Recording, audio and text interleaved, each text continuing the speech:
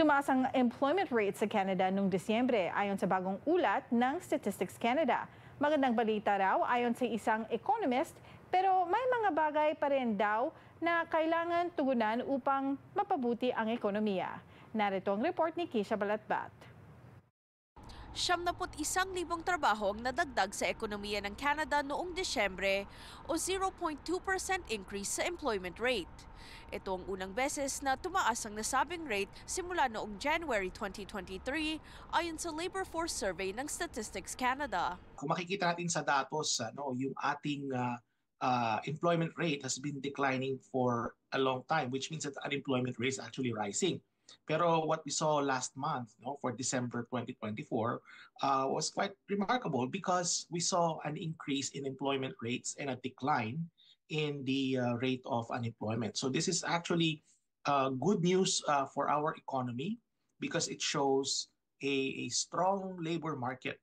Ayon sa datos, bahagyang bumaba ang unemployment rate, nasa 6.7% na lamang ito. Nakita ang karagdagang trabaho sa larangan ng edukasyon, transportasyon at finance. Sa pampublikong sektor, 40,000 posisyon ang nadagdag. Nagbukas din ng 56,000 full-time jobs.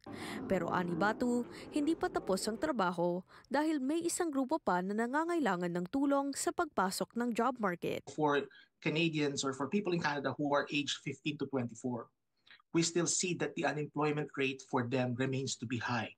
So the labor market remains to be difficult for young people, in spite of the fact that we saw an increase in employment rates. Pagdating sa pribadong sektor, dagdag 27,000 trabaho ang naitala habang dumami rin ang bilang ng mga self-employment job.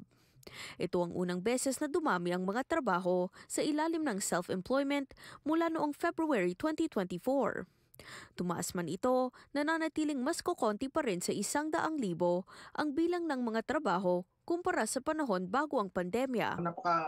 Precarious na sektor ito. In fact, many of the new immigrants to Canada dominate itong sektor na ito, yung tinatawag nating gig economy, yung mga self-employed, yung mga nagko-contractual, kaya nga ang kinakailangan natin dito is bagamat okay lang naman nandyan sila kasi kinakailangan din naman yung serbisyo nila. But nonetheless, our economy needs to rely less on these kinds of employment and rather create long-term solutions. Samantala, tumaas naman ng 3.8% ang average hourly wage o $35.77 kada oras, ang pinakamabagal na naitalang growth rate mula noong May 2022.